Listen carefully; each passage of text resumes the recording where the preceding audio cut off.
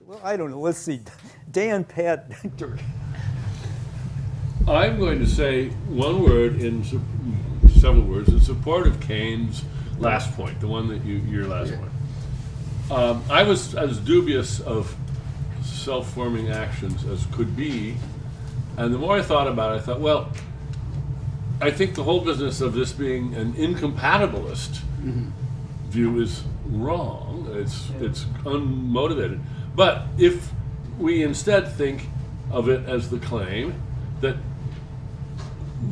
one has had experiences of hard decisions chaotically settled by a conflict and competition in the brain, there is a case, I think, to be made that says, having been through these, and what's weird about his view is this is your initiation into moral agency. If you never have one, he bites the bullet. Then you're not really you don't really have free will if your current character is not the effect of at least one SFA. And I think there is something to be said for that, and it's just this: a conflict of that sort is. This is close to Kane's. It's a sort of moral education of yourself. And I think if we consider a child who's never had to face a really tough decision, now maybe there just aren't any such children, but a person that grew up simply never having had the experience of being torn in two directions and then making a fatal choice, if that's what they're doing, is, I think, morally naive in a way that is interesting and perhaps morally important. But I don't think it has anything to do with indeterminacy. I think deterministic chaos gives you all the uncertainty, all the turmoil in the neural networks you could ever need, and it doesn't matter that something indeterministic in the strong sense happened when you make the decision, as long as you have these chaotic periods. After all, decision making, actually good decision making, supple, adroit decision making, depends on having that pseudo-random number generator in there to get you to shuffle the possibilities. You don't have time to consider all things considered, and whatever you consider is an uncontrolled subset of the possible considerations. And so there's always going to be luck involved in any difficult decision. Well, thank you for the comment, especially for defending Kane. But it is still not clear for me why you have to rely on the chaotic activity in the neuronal networks. I understand and agree that there should be self-forming actions, but I think that it doesn't require chaotic activity on the neuronal level, because it may be a mix. It's possible that I think that there are different levels of explanation, and then if you go to neuronal level chaotic activities, you're not enhancing agents' control.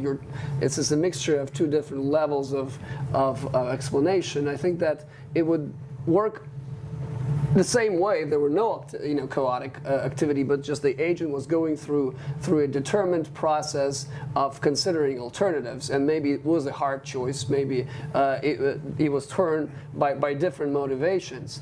But I don't yet understand why exactly you need the low-level pseudo-indeterminacy. Wouldn't Kane say to you, though, maybe, I mean, if suppose determinism is true, and we are determined to have SFA situations, that doesn't give us freedom now, because it's all determined. So, yeah.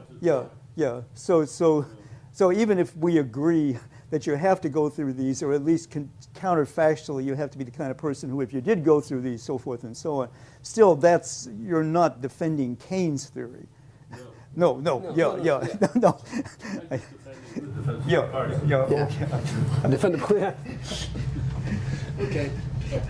So I'm curious to know how he thinks about decisions made by children, or perhaps even very young children, where the decision-making process is still really very immature, or if I may put it more accurately, where the control pathways between the prefrontal cortex and the subcortical structures are really very much in development. So does he think that in those cases, indeterminism still holds, or does he think that, you know, by the time you reach puberty, suddenly indeterminism kicks in? Or, I mean, like how? I mean, from a neurobiological point of view, this looks all a bit confusing to me. I think he considers these situations, and he particularly addresses the question of responsibility in childhood and the first self-forming actions. So I think his position would be that children do have indeterminacy. I mean, they might have indeterminacy, but you need a gradual build of those self-forming actions. So, for instance, when a child is making its first decisions, it's really not to be held responsible. I mean, we don't put children in jail. We apply different rules to children. So he suggests that it's a kind of training. So you do some kind of so parents try to reward or punish in a not in full force. They're not considering their children fully responsible till they build a certain number, so to say, of self-forming actions. But that all we kind of understand in causal terms, because part of what's going on in those years with approval and disapproval is that there are very specific changes that happen in subcortical structures. And those, of course, those structures are related to the prefrontal cortex. So it almost kind of, Dirk and I were talking about this yesterday, it almost looks like even if you were an indeterminist, during those early periods, you're precisely relying on causality in order to tune the system up. But then what happens? You know, one sunny day, suddenly, Indeterminacy comes in. you Bell know, rings. there's a big gap. And so I just don't quite see how the causality goes away when I'm But old. can't he say, I mean, this I do not know his, but can't he say we are building our character? And at each stage in this building, there are certain indeterministic events that without them this wouldn't happen. But once No, this, that's not true. well, but at least at some of these stages, and the result of that is your character starts to solidify, and you're responsible. Given his theory, you're responsible for this either way, and so you know as you get a more solidified character, then so forth and so on. Okay, it's just that So causality can come if we in. didn't know anything at all about the reward system at the level of the single cell, if we didn't know anything at all, you know, it might be possible to take this seriously. But given what we actually know, it's pretty hard to say that you do this solidifying in an indeterministic way. And so, I mean, now it sounds to me a bit But if you go to a metaphysically quantum level, I think I'm not a professional in physics, but as I understand, there are certain interpretations of quantum mechanics where there is indeterminacy. So if you go below the cell level, if you go down to the atomic and subatomic level, there could be indeterminacy that's in place. But That's canceled out by, you know. I was going to say, I know, nobody has ever seen a bona fide indeterministic But you can- event at the level level of the single cell. But he suggests that chaotic Even if activity there can are- do that. He suggests that what happens, and it seems like the quantum indeterminacy can take place on the subatomic particle level, but it can also be enhanced or amplified by the chaotic activities in the neural networks. I think that would be his answer. But also, just quickly, isn't he going to say, here I am, little Jim. Well, cookie, my mommy told me not to take a cookie, but here's this cookie, and I go through this, and so, indeterministically, now we've got an SFA. It's not a very big FSA, but something's happened to my character, and then it just builds like this. I don't see what else he can. I mean, this may not fit the actual what happens in the brain, but this is a speculative. Yes, no, I take the point of your response. It just seems to me to be factually a hard thing to He swallow. does say in one of these articles that I guess he's trying to show that conceptually you could have indeterminism and responsibility. And this is scientific speculation, but it is consistent with stuff that happens in the brain. But he's not claiming that this is actually what happens, at least on one interpretation. Yeah. Is that? Wait, let's see. Dirk here. Wait. Pick a suggestion of policy that student questions come in. Okay. Yeah. Oh, yeah. Okay. Yeah. Sure. Can we conceive a person who, for her entire life, hasn't presented a single self-forming action? I think that this is conceivable. Yeah. So that such a person never hesitates and always does what first comes to her mind. Is this person responsible for her actions? Well, I think that he doesn't rely on introspective. I'm not sure, but I don't think he relies on introspective. But if the question is, in fact, whether or not we know it, then he has to say no, as far as I can see. You can think of ways of souping up his theory. Probably a kind of special people who are not responsible. Yeah, that's what I said in the beginning. Yeah, there could be 50% in this room can be responsible, and 50% could be irresponsible, just jump out of the boat, and have no, We never know. and we never know who. Maybe some responsible people will jump as well. Okay, so just a comment on your presentation of the disappearing agent argument. So Kane wants to be a naturalist of a certain sort, and he thinks that he's a naturalist of a certain kind of Humean variety. So he thinks that there aren't any unreduced agents in the world. Right? So there are no, among the fundamental things in the world, there aren't any agents or subjects. Right? So he takes this to show that the best account of action is going to be an event causal or a state causal theory. Okay, so the way you put the disappearing agent objection is this, that, so here it goes. So you have this agent. The agent has two options. One is to speed off to work, be at work on time, please the boss. The other is to help the person in trouble. Okay? So there are a bunch of agent involving events that are causally relevant to going one way, and a bunch of agent involving events that are causally relevant going the other way. And we're supposing that they're in motivational equipoise, maybe even rational equipoise. Okay, so then what you said is that according to the disappearing agent argument, the problem is that the agent, right, doesn't settle which way it goes. And then you said the agent just sits and waits.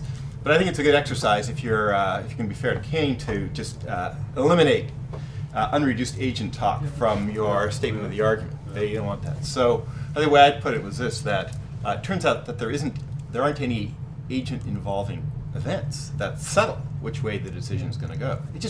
It resolves one way or the other without any agent involving event being causally relevant to which way it goes. And that's my worry, right? And so maybe then the diagnosis would be, look, if you want responsibility here, you got to move to agent causation. You need something like that. But at least in the statement of the argument, I don't think you want to refer to. You don't want to say that the agent sits and waits. So the agent doesn't. This is. I mean, I don't know what. Since I don't know what Dimitri. I mean, that's a good point. I mean, the system is, so to speak, sits. Would you accept this? The system is not an agent, but the system gets into this state, and then it sits, so to speak, sits and waits, and then we get into. That's fine. Yeah. Yeah, okay. Yeah. But maybe I comment on this one. I have a little, I disagree with Robert about that. I think that you can apply the disappearing agent to a deterministic process as well. That's, I guess, what you do, right? You would say the same thing about the deterministic process. So there's no difference in the disappearing agent argument is actually against both the deterministic and the indeterministic. Look, I'm not sure about that. Not in the case of more responsibility. But look, it has been, like for example, David Velleman has this article from 1992 in which he says, look, it's a general problem for action, right? But then the solution, this is a solution I think that's akin to the one that you proposed in Kane's favor. You said, look, the system does it. And then you can ask, well, what is it about the system that does it? And what Velleman proposes is that it's a kind of higher order desire, which he says plays a functional role of the agent. What's that desire in his view? It's the desire to act in accordance with the best reasons. But Laura Ekstrom also has a view like this. What plays the functional role of the agent? The answer is a sort of general preference, a general considered preference. The problem with those views is that you can set up the case so that the higher order preferences or the reasons are in equipoise as well. And there again, it seems that the just resolves one way or another without anything about the agent doing the resolving or the settling. So that's the word. What does it matter to Kane that the indeterminacy should be generated within the subject? Yeah. Or supposing an alpha particle arrives from the sun, which is a result of some quantum effect in the sun, and it triggers something in his brain, will that play exactly the same role for him? And can I have a supplement to that? Because it's actually interesting experimental work. I told Dan about this before. A few years ago, Aaron Mack and I did the following experiment. We got students to look at a Necker cube and to just watch it reversing, and then outside an external event, randomly, we fixed the position by introducing shading into it, and we asked them, how did the Necker cube look to them at the point at which it was fixed? And every single time, people reported, well, of course, when it became fixed, it was exactly what I was looking at. And we argued that this is a kind of case of multiple drafts, where they're actually entertaining both all the time, and suddenly providing an external event, as it were, collapses the indeterminacy. I mean, the parallel processes going on in the brain, and the subjects always accept what's been pushed on them from outside. Now, what would be interesting, of course, is I suspect the same thing would be true about free will. If people are in equipoise between two alternatives and it's fixed for them by some random event, they will always accept that as being what they intended to do. But if it's but in the case of Necker cube, you already have all these, the geometry is fixed. Yeah, but they're equally probable alternatives in principle. Yes, but I think that if you have the case with assassin that shoots, the assassin will not endorse the choice of voluntarily missing the target if it wanted to do it. So I think that you have you have to have these. But the business world would. Yeah, he said Dimitri and I agree here. This is just Kane interpretation. This is exegesis now, but he says the problem with in the assassin case, the indeterminacy happens outside the decision process. But as I understand the position, it's very important to him that the indeterminism is actually inside this cognitive conflict, and Dan doesn't agree with it, but so therefore the indeterminacy here, is not caused by the indeterminacy here, but it's allowed to act by the desire to. But that's consistent with Nick's point, because Nick was just saying that what resolves it, and the answer is something from the outside resolves it, right? So the indeterminacy is all within the system. The resolution comes from the outside in your. So that's the way he's seeing it. I guess he would say, as long as it's inside the system, it's all right. As long as it's he doesn't have a story about resolution. Yeah, he doesn't. No. Just to follow up on that, because there's some experiments that I think Spivey and Lupien have been doing, where you have people trying to make a fairly close decision between 4 options, and they're pretty delicately balanced, and they're eye-tracking people while they're trying to make that decision. A little buzz comes when you're asked to make the decision, and you really can, as it were, push people towards one decision or the other according to where the buzz comes. If you're fixating the button that says I choose this, and the little buzz comes saying make your choice now, then you really do push people in that direction. They're not. It doesn't suggest there's anything indeterminate inside them at the time, really. I suppose. I don't know. It seems that whether it comes from the inside or the outside doesn't really matter, but that we are, less in control in some ways than you might think. Google might be quite interested in, or Amazon, in this sort of, which one you're going to buy. Nick's example suggests. Take a quick look at the experiment. Oh my God! What is it? What is it? I don't. What is it? I don't know. We just have to run. Okay, we gotta go, people. What Let's is go. Free will in action. What's more? I want to suggest that Nick's experiment actually has a carry-on message. Might be quite interesting. As you were talking, I was reminded of Walter Mischel's famous research with the marshmallow test. You know about this? Don't remember. He takes 4 or 5-year-old kids. He did this 40 years ago. And he sits them in a room, and he puts a marshmallow in front of them and says, if you can go 10 minutes, I think it's 10 minutes, maybe it's 5 minutes, without eating this marshmallow, then you get 2. And so the famous experiments that he did, and about 1/3 of the kids take the marshmallow right away, 1/3 of them make it to the end and get 2, and 1/3 of them struggle, and the videotapes or the film is just heartbreaking and funny and wonderful. These kids trying to keep from taking the marshmallow. And the important thing is that he did a longitudinal study. He followed these kids into adulthood. And the bad news is that the kids that took the marshmallow, Worse. they have a hugely more juvenile delinquency, crime, unwanted pregnancy, the whole drug addiction, the whole ball of wax, and which is of course very depressing when you first hear about it.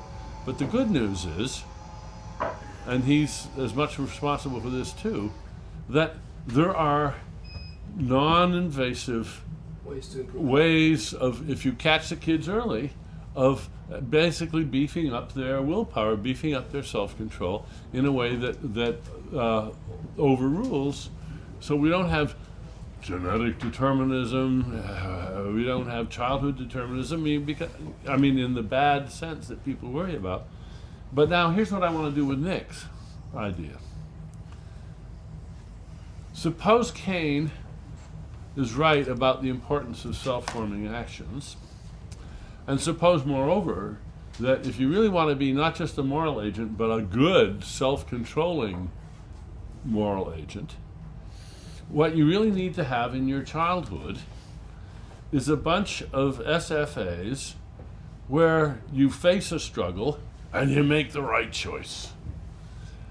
Well, this could be psychologically forced on kids. You could have very subtle ways of psychologically encouraging them in ways that were completely subliminal to them to make the good choice. And you could give kids 2, 3, 7 triumphs of the will early in their lives and simply give them a better sense of their own self-control. Dan, in fact, it's actually in use, this technique, by Irvin Style. He calls it learning by doing. And what he does is he tricks kids into performing charitable, altruistic acts, and finds that when they accept them as having been their own decision, it produces huge improvement in their subsequent behavior.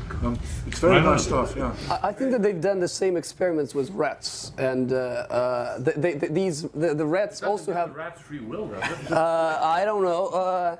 They do also. They also can stand. Some of them pass the test of withholding their their desire and getting more rewards, and some don't. But I think that by suggesting that you can manipulate children, I think Kane would not be regarding these cases as undetermined cases. There will be cases of manipulation, right? When you condition a child into, forcing, that will not be a self-forming action. That will be a manipulated action. So you're defending not Kane, but the defendable part of Kane's, I guess. But also raising another variation for Dirk. I mean, instead of having we should add another twist of the knobs and have a case where we have a bunch of individuals who've had more or less of this psychological enhancement treatment, and see what you think about them. That's a Brave New World thing. But the rat Jesse. Okay. Jesse. So first, I thought this presentation was really terrific and helpful, and I was I thought you were very generous to Kane in your presentation, but also the worries were very good. I want to build on something, a general spirit of Dimitri's point about empirical tractability. I thought you made a very subtle point about this, not being testable in any given case. So the application of this move that he makes is very limited. If one gets interested in empirical tractability, and one of the things one can do is pursue the neuroscience, as Pat was suggesting, or some of these developmental studies that we just saw Dan suggesting. But there are other ways you can do it as well. So let me sort of make 2 points with respect to the businesswoman case. And one of them is that it's extremely ironic. It's almost bizarre that he's chosen this as his example, because one of the most famous studies in all of American social psychology involves exactly this case. It involves people being instructed to go to give a lecture that's very important for their future. This was actually done at Princeton, and they're seminary students, and they're told to lecture on the parable of the Good Samaritan. And along the way, the psychologist, Darlene Bateson, rig it so somebody is in their path screaming for help on the ground in the doorway. And the only question is, will they stop and help? And they measure all kinds of personality variables, motive variables, and the only thing that made a difference in predicting who helped, virtually no one helps in general, the only thing that made, and these are seminary students who are about to lecture on the Good Samaritan, which is a parable about helping a bleeding person in need. The only thing that made a difference was whether they were not in a hurry, whether they had time. And this is part of a big family of experiments in social psychology where basically you can show that as compared to personality variables, the situational variables, like how much time you have, are much, much bigger predictors of behavior. And it's controversial, and the literature is quite nuanced, and we do know personality has an impact. But the thought is it's such an ironic example because it's precisely one where the empirical work on this kind of decision-making shows that these are exactly the cases where decision-making tends to be, in some sense, driven by situations.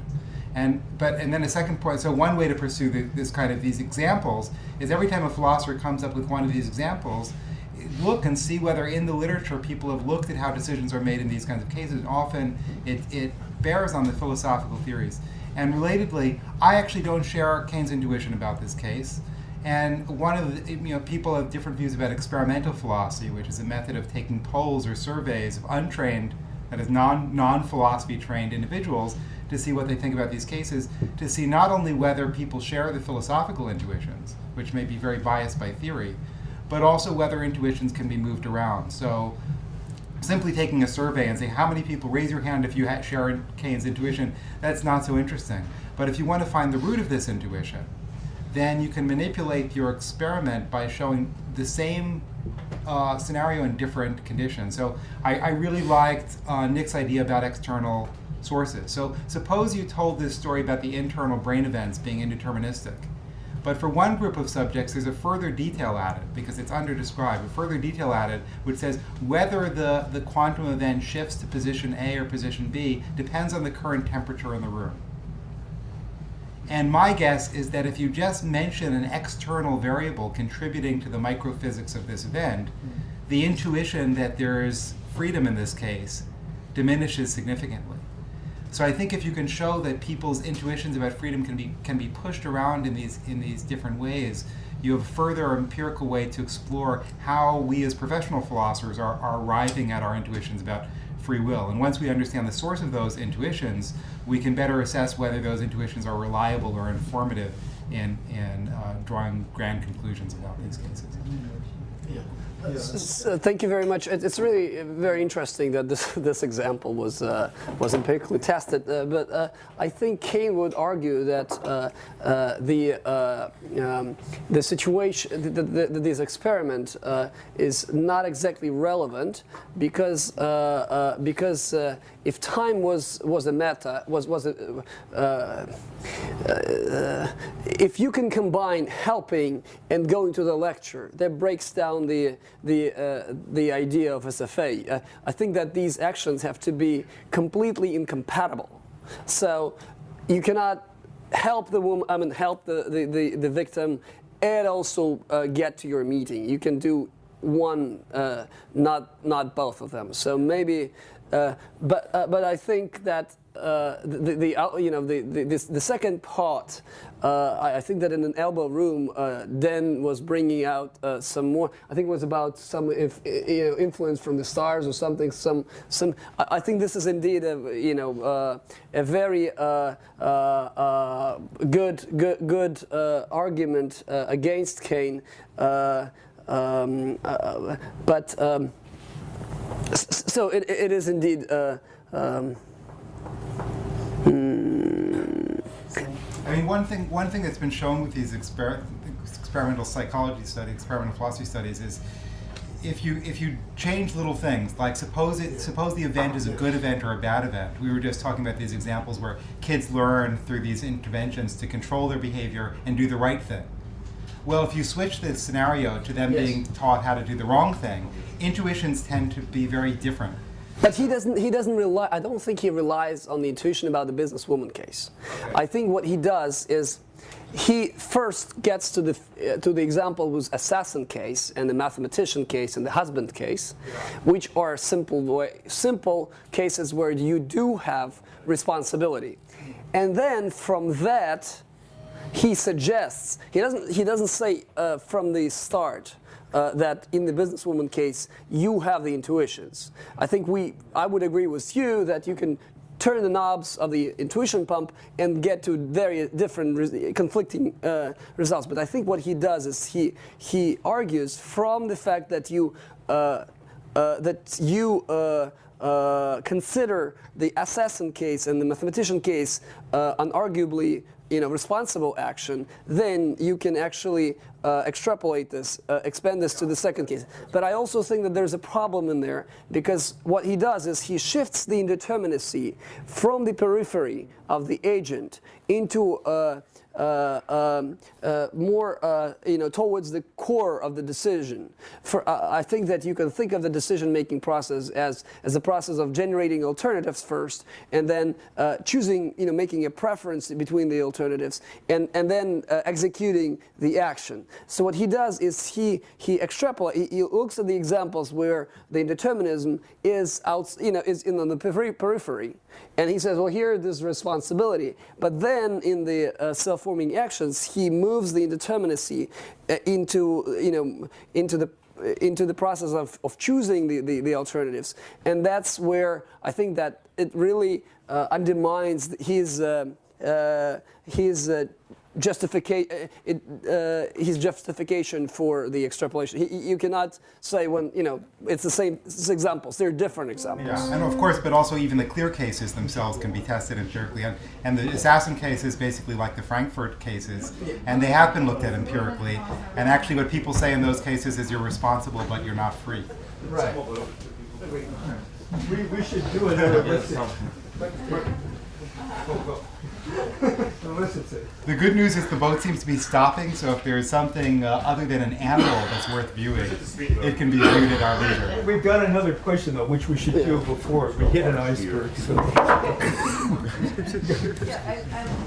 I wanted to ask you about a different problem or Kane's view that you didn't mention.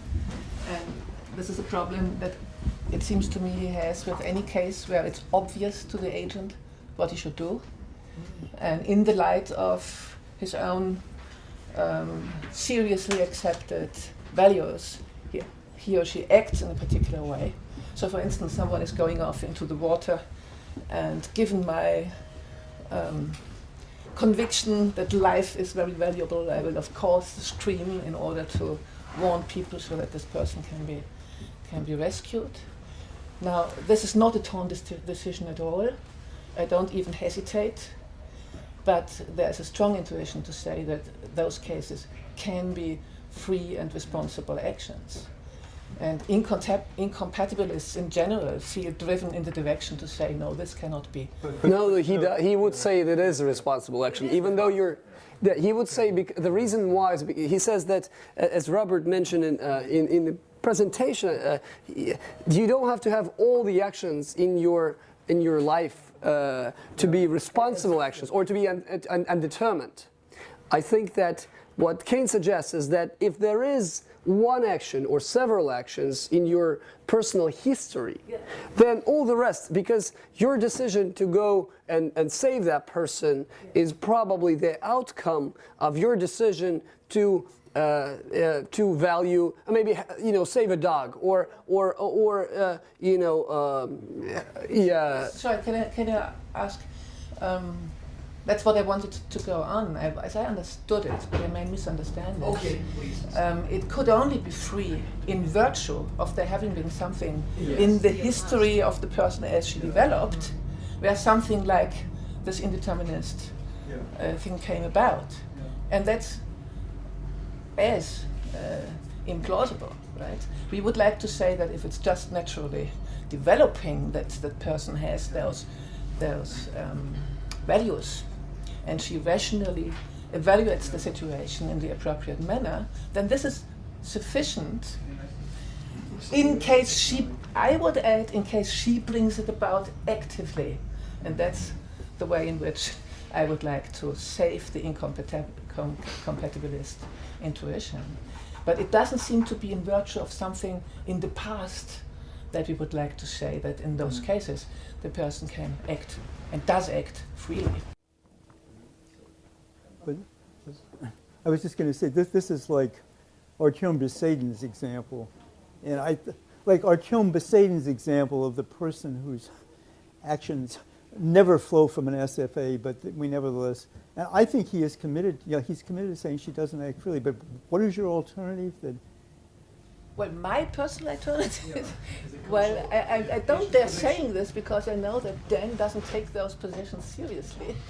Don't worry about it. It's a subject causation theory. Yeah. So it's on the basis.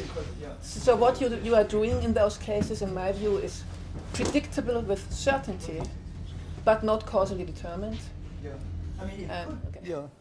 I mean, we talked about what libertarian to present. And I guess we could have presented one of these neo-agent causality people, but we finally decided to present Kane. And if you present, I guess I agree with Dirk Pereboom that agent causality is a coherent idea in the sense that we can fit it in, but there are not good reasons to believe it exists. Does everyone Empiric. know what agent causation? No, but the Russian students know what agent, right? We did agent. The agent. There's two kinds. There's event causation, and then the agent. Then there's also causation, but the agent, and if causation is taken as a primitive relation, for example, you can have both. If I throw this, I break the window, event causation, and then I, as the agent, now initiate my, say, action of answering your question. A different kind of cause, not an event. And so even if my actions are not determined by past events, they may still have causes, me, the agent. And so, therefore, they're not happening by chance. I'm still responsible. Is that a fair? Yeah. Okay. Let Andy. I don't know. Andy. So I didn't realise actually that these events had to have happened in the past, as it were, for you to have counters acting freely. I guess then that God doesn't have free will, right? God didn't go through any of these little kind of tricky situations, delicate balances, bits of indeterminacy. Just seems. It's an odd argument, but it seems like an implication. A creature as perfect as God's supposed to be has no free will. seem an odd Yeah, so there's one other problem in the literature for that view. It's so on Kane's view, you know, in cases like Martini's, you can be morally responsible because the action traces back to a self-forming action.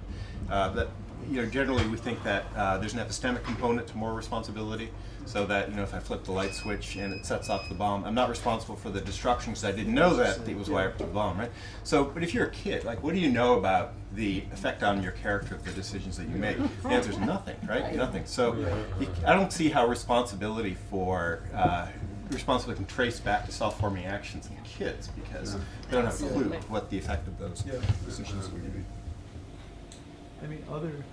I mean, I wish Kane were here, although I don't Next agree time. with the theory. But I think we did him justice. I have a pretty good read on what Kane thinks, and I think the points came out clearly. I think you guys did a good job. Yeah, I can say something else. here. I read Kane's paper and I didn't really get it, and I really do understand it. It's a beautiful presentation.